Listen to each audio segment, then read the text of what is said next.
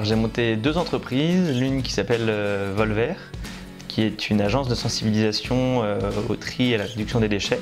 Ça s'est fait par des constats où on avait envie de simplifier le recyclage, de trouver des solutions pour que ce soit moins compliqué. On travaille essentiellement avec les collectivités et les entreprises, les grosses entreprises, où on apporte des solutions, donc aussi bien de la vidéo que de l'événementiel. Et des produits. On a un lab qui développe des solutions justement pour répondre aux problématiques d'usage que l'on rencontre sur le terrain.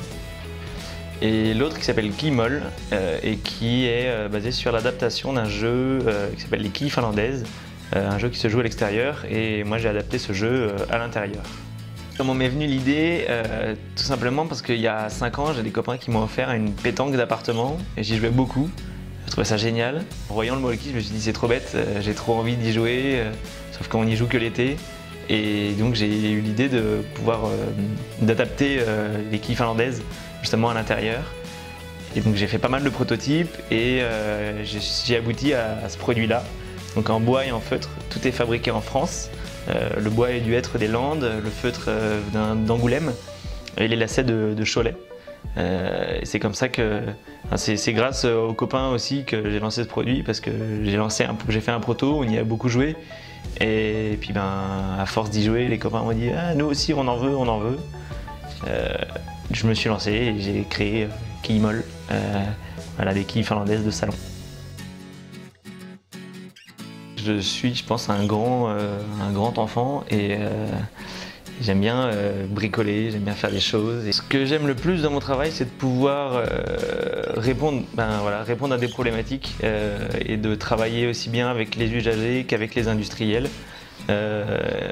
Ça vient de mon métier, je suis designer produit et c'est une passion et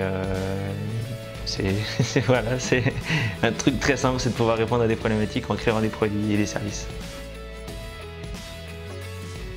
J'ai eu d'autres idées effectivement.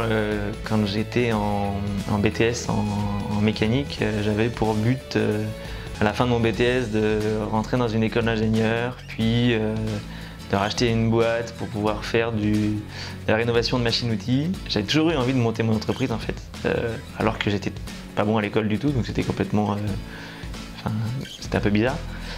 Ce rêve est complètement parti lorsque je suis rentré à l'école du design. Là j'en avais un autre, c'était d'avoir mon propre atelier, de pouvoir créer mes propres produits en fonction des problématiques que moi je rencontre et pas celles d'un patron.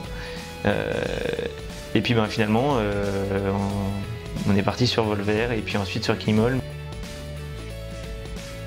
Je pense que toute expérience est bonne. J'ai aucune expérience professionnelle qui pour moi a été négative.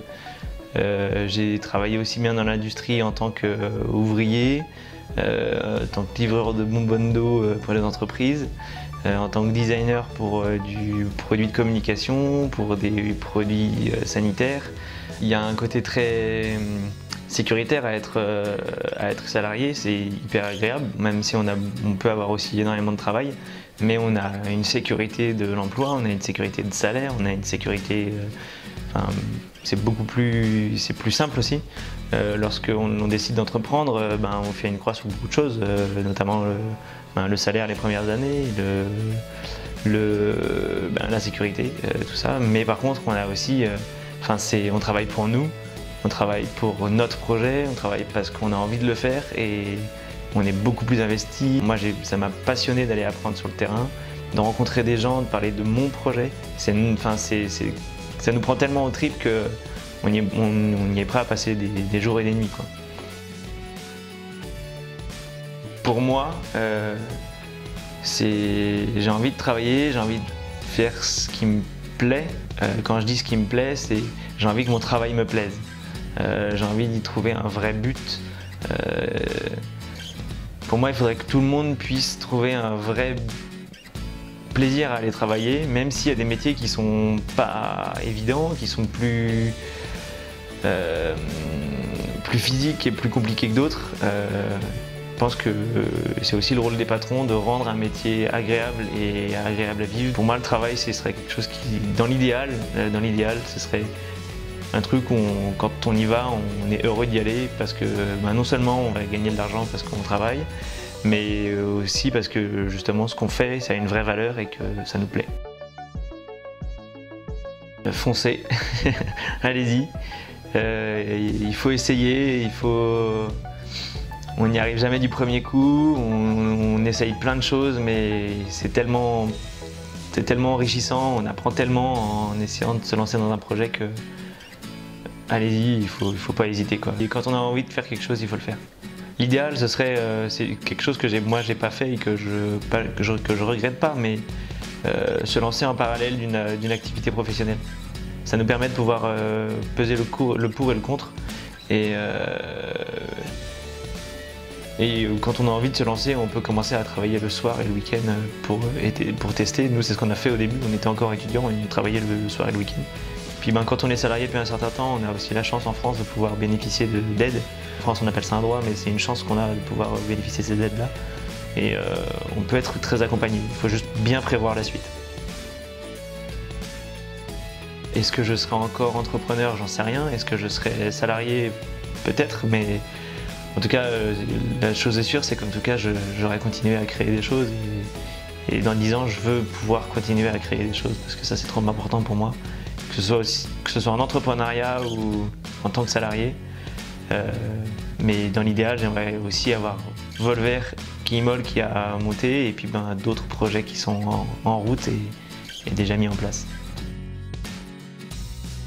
Ce serait de se plaire dans le monde dans lequel on est, d'avoir des personnes avec qui le partager, de la famille, des amis. Moi, j'apporte une grande importance à la famille et aux copains, à l'humain en fait, tout simplement. Et je pense que la réussite d'une vie, c'est d'être apprécié de son entourage, d'apprécier les gens en général, au global, et d'être sain et serein dans ce que l'on fait, professionnellement et humainement parlant.